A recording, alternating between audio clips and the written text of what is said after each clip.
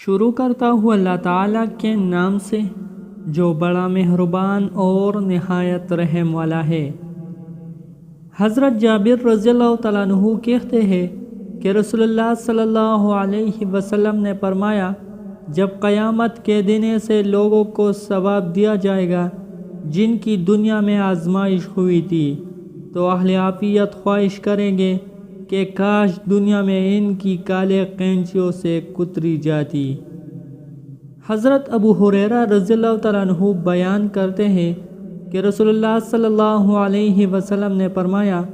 مومن مرد اور مومن عورت کی جان، اولاد اور مال میں آزمائشیں آتی رہتی ہے، یہاں تک کہ جب وہ مرنے کے بعد اللہ تعالیٰ سے ملاقات کرتے ہیں تو ان پر کوئی گناہ نہیں ہوتا۔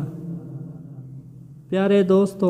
اللہ تعالیٰ ہم سب مسلمانوں کو ان حدیث مبارکہ پر عمل کرنے اور اپنی زندگیوں کو سنوارنے کی توفیق دے۔